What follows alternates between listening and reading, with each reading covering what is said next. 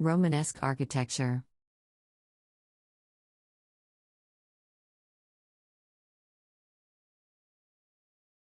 The early medieval period, also known as the Dark Ages or the early Middle Ages, is a significant era in European history that lasted from the fall of the Western Roman Empire in the 5th century to the beginning of the High Middle Ages in the 11th century. This period was marked by significant political, social, economic, and cultural changes, and it laid the groundwork for the development of feudalism, Christianity, and the rise of powerful kingdoms and empires. Romanesque architecture was the architecture that emerged in Europe to accommodate the rise of monasticism between the late 10th century and the 12th century. The word Romanesque means descended from Roman and was first used in English to designate what are now called Roman languages. The French term Roman was first used in the architectural sense to describe debased Roman architecture. Romanesque style was the first to spread across the whole of Catholic Europe, from Sicily to Scandinavia. Romanesque architecture was the first distinctive style to spread across Europe since the Roman Empire.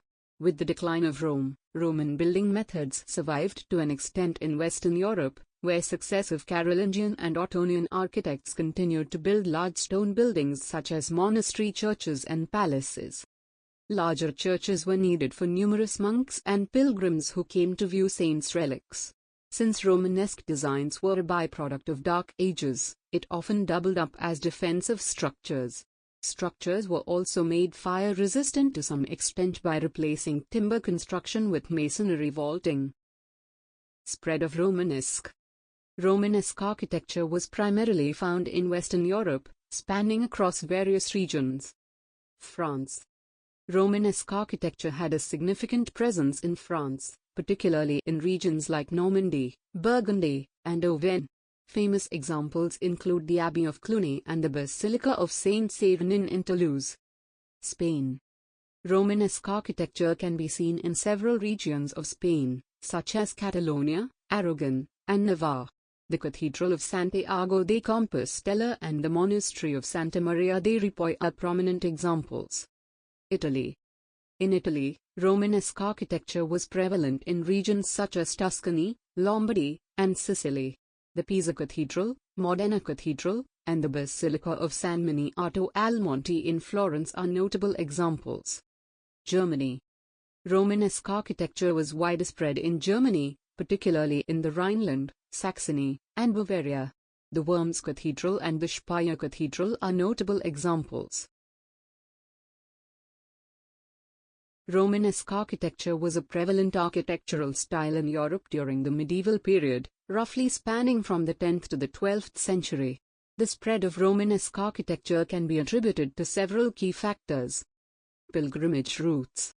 The Romanesque style flourished along the major pilgrimage routes of medieval Europe, particularly those leading to important religious sites such as Santiago de Compostela in Spain, St. Peter's Basilica in Rome, and various cathedrals and shrines.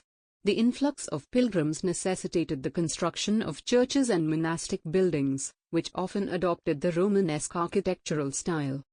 Monastic influence. Romanesque architecture was closely associated with monastic communities. Monasteries and abbey churches were center of religious and cultural life during the Middle Ages. As these institutions spread across Europe, they brought with them the Romanesque architectural style, leading to the establishment of Romanesque structure. Feudal system. The feudal system, which characterized medieval society, played a role in the spread of Romanesque architecture. Feudal lords and powerful nobles sought to demonstrate their wealth and influence by supporting the construction of grand religious buildings in their territories. These patrons often funded the construction of Romanesque churches, castles, and fortifications. The king owned all the land in the country and made the laws. He gave part of lands to rich lords and nobles.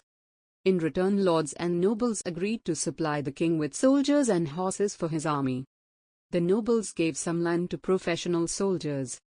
In return, knights fought for nobles and the king. The knights gave some land to peasants to work on the land, who in turn offered them protection. Feudalism.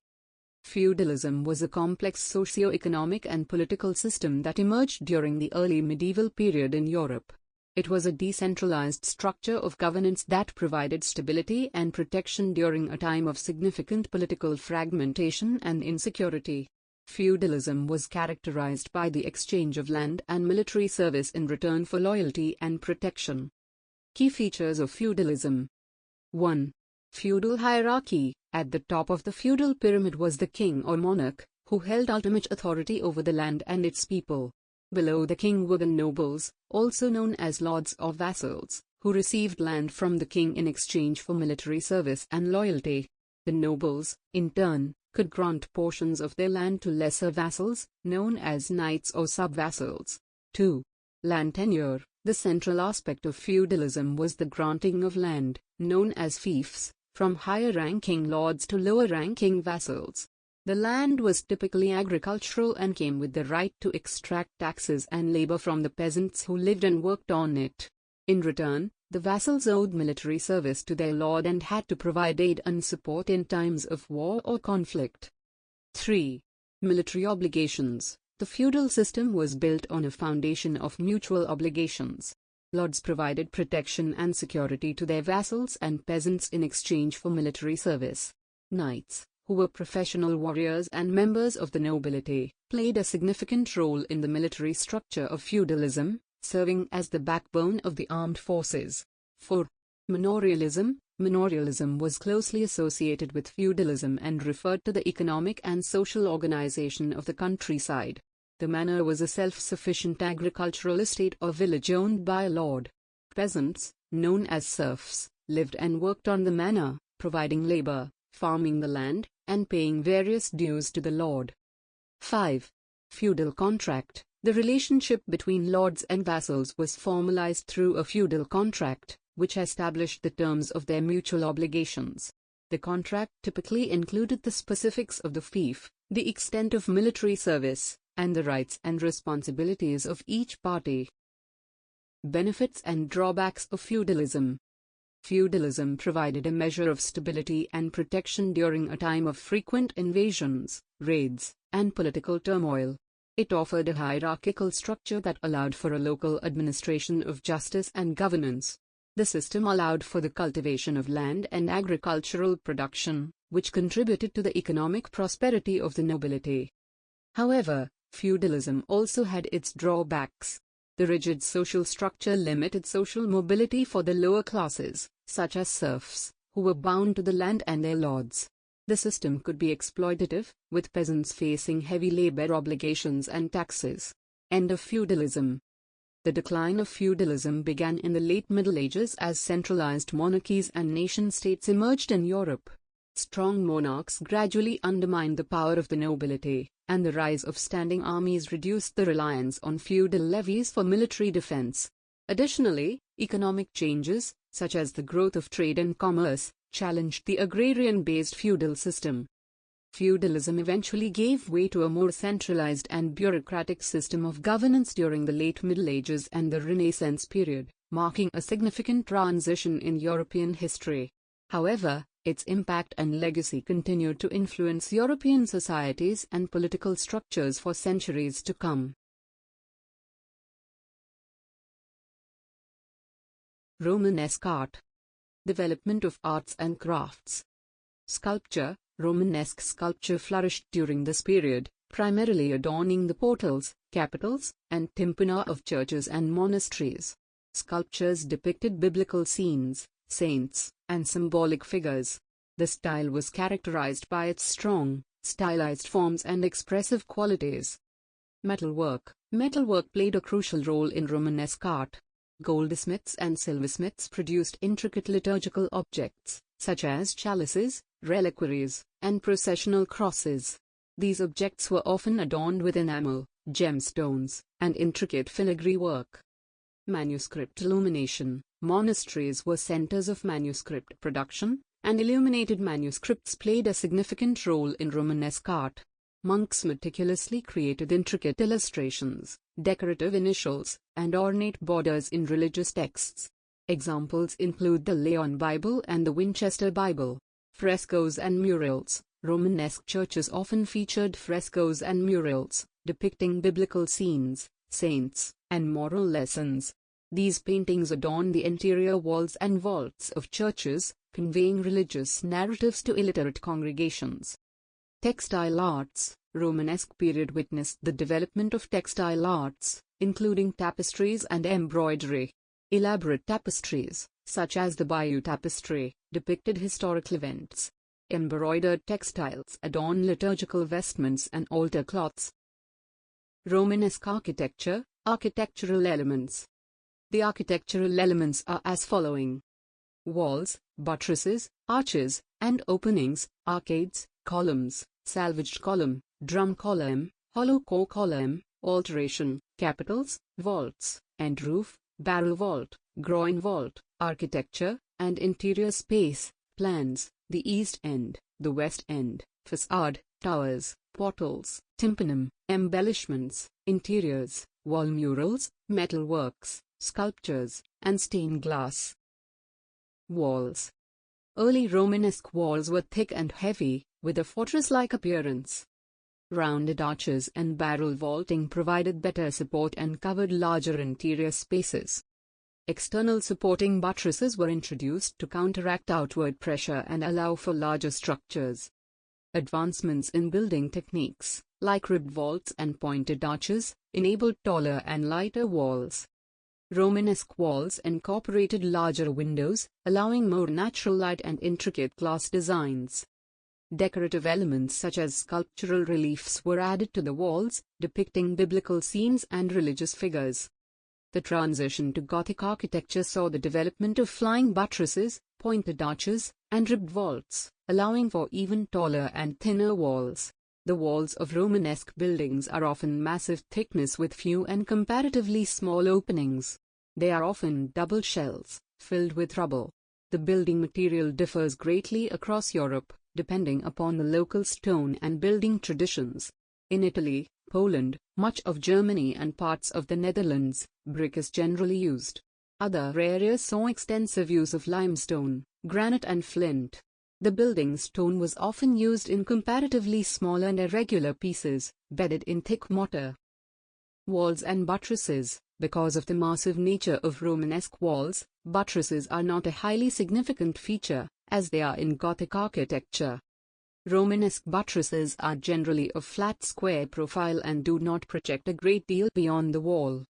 In the case of aisle churches, barrel vaults, or half-barrel vaults over the aisles helped to buttress the nave, if it was vaulted. In the cases where half-barrel vaults were used, they effectively became like flying buttresses. Often aisles extended through 2 stories, rather than the one usual in Gothic architecture, so as to better support the weight of a vaulted nave. Arches and openings. The arches used in Romanesque architecture are nearly always semicircular, for openings such as doors and windows, for vaults and for arcades. Wide doorways are usually surmounted by a semicircular arch, except where a door with a lintel is set into a large arched recess and surmounted by a semicircular lunette with decorative carving. These doors sometimes have a carved central jamb. Narrow doors and small windows might be surmounted by a solid stone lintel. Larger openings are nearly always arched. Arcades. An arcade is a row of arches, supported on piers or columns. They occur in the interior of large churches, separating the nave from the aisles, and in large secular interior spaces, such as the Great Hall of a castle, supporting the timbers of a roof or upper floor. Arcades also occur in cloisters and atriums, enclosing an open space. While the arcade of a cloister is typically of a single stage, the arcade that divides the nave and aisles in a church is typically of 2 stages, with a 3rd stage of window openings known as the clerestory rising above them. Arcading on a large scale generally fulfills a structural purpose, but it is also used, generally on a smaller scale, as a decorative feature. Columns and piers. Columns are an important structural feature of Romanesque architecture. They were primarily used for structure as well as decoration purposes. Monolithic columns cut from a single piece of stone were frequently used in Italy, as they had been in Roman and early Christian architecture. Types of columns such as drum columns, hollow core columns, salvaged, alternation, pilasters, embedded into the wall. Arcades of columns cut from single pieces are common in structure, and they do not bear massive weights of masonry, such as cloisters, where they are sometimes paired. The following shafts have been used in columns: fluted, twisted or scallop, wreathed columns, zigzag, chevron. Piers. In Romanesque architecture, piers were often employed to support arches. They were built of masonry and square or rectangular in section, generally having a horizontal molding representing a capital at the springing of the arch, and may also have horizontal moldings at the level of base. Although basically rectangular, piers can often be of highly complex form, with half segments of large hollow core columns on the inner surface supporting the arch, or a clustered group of smaller shafts leading into the moldings of the arch. Pilaster. In classical architecture, a pilaster is an architectural element used to give the appearance of a supporting column and to articulate an extent of wall, with only an ornamental function. It consists of a flat surface raised from the main wall surface, usually treated as though it were a column, with a capital at the top, plinth, base, at the bottom, and the various other column elements. Capitals. The foliate Corinthian style provided the inspiration for many Romanesque capitals, and the accuracy with which they were carved depended very much on the availability of original models. The Corinthian capital is essentially round at the bottom, where it sits on a circular column, and square at the top, where it supports the wall or arch. This form of capital was maintained in the general proportions and outline of the Romanesque capital. The capitals, while retaining the form of a square top and a round bottom, were often compressed into little more than a bulging cushion shape. Plan. Abbey and cathedral churches generally follow the Latin cross plan. In England, the extension eastward may be long, while in Italy it is often short or non-existent, the church being of T-plan, sometimes with apses on the transept ends as well as to the east. In Germany, Romanesque churches are often distinctive form, having apses at both east and west ends, the main entrance being central to one side. It is probable that this form came about to accommodate a baptistry at the west end. Vaults and roof. The majority of buildings have wooden roofs, generally of a simple truss, tie-beam or king-post form. In the case of trussed rafter roofs, they are sometimes lined with wooden ceilings in 3 sections. In churches, typically the aisles are vaulted, but the nave is roofed with timber. Vaults of stone or brick took on several different forms and showed marked development during the period, evolving into the pointed ribbed arch which is characteristic of Gothic architecture. Types of vaults. 1. Barrel vault. 2. Groin vault. 3. Ribbed vault. 4. Pointed arched vault. Barrel vaults. A tunnel vault or a wagon vault. The simplest type of vaulted roof is the barrel vault, in which a single arched surface extends from wall to wall, the length of the space to be vaulted, for example, the nave of a church. The curves are typically circular in shape, lending a semi-cylindrical appearance to the total design. The barrel vault is the simplest form of a vault. Groin vaults. Groin vaults occur in early Romanesque buildings, sometimes known as double barrel vault or cross vault. They were most frequently used for the less visible and smaller vaults, particularly in aisles. A groin vault is almost always square in plan and is constructed of 2 barrel vaults intersecting at right angles. The entire arch is a structural member. Groin vaults are frequently separated by transverse arched ribs. The word groin refers to the edge between the intersecting vaults. Sometimes the arches of groin vaults are pointed instead of round. In comparison with a barrel vault, a groin vault provides good economies of material and labor. The thrust is concentrated along the groins or rises, the 4 diagonal edges formed along the points where the barrel vaults intersect, so the vault need only be abutted at its 4 corners. Ribbed vaults. In ribbed vaults, not only are there ribs spanning the vaulted area transversely, but each vaulted bay has diagonal ribs, following the same course as the groins in a groin vault. However, whereas in a groin vault, the vault itself is the structural member, in a ribbed vault, it is the ribs that are the structural members, and the spaces between them can be filled with lighter, non-structural material. Pointed arched vaults.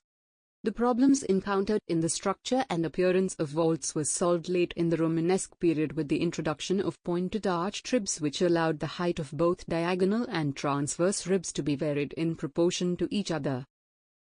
Interiors. Transept and crossing. The transept, which was originally rooms to north and south of the choir or virtually separating the building across nave, was unified by creating the regular crossing bordered on each side with an arch of equal size corresponding to 4 arms of the church. Wall passages. Contained within the thickness of the walls. Articulated the wall surface by forming columns and arches. Confined to upper sections of the walls where loss of mass would not affect stability. Opened outwards to decorate exterior wall faces or inwards in front of the clerestory windows. External massing. Legibility through stressing of elements. The nave, aisles, transepts, crossing, stair turrets can be identified from the exterior. Ambulatories. Extension of the aisle around the apsidal sanctuary, creating a continuous curved passageway with a number of attached chapels creating a single composition. Towers. Towers were an important feature of Romanesque churches. They take a variety of forms: square, circular, octagonal, and are positioned differently in relation to the church building in different countries. As a general rule, large Romanesque towers are square with corner buttresses of low profile, rising without diminishing through the various stages. Towers are usually marked into clearly defined stages by horizontal courses. As the towers rise, the number and size of openings increases, as can be seen on the right tower of the transept of Tournai Cathedral, where 2 narrow slits in the 4th level from the top becomes a single window, then 2 windows, then 3 windows at the uppermost level. This sort of arrangement is particularly noticeable on the towers of Italian churches, which are usually built of brick and may have no other ornament. Portals. Romanesque churches generally have a single portal centrally placed on the west front, the focus of decoration for the facade of the building.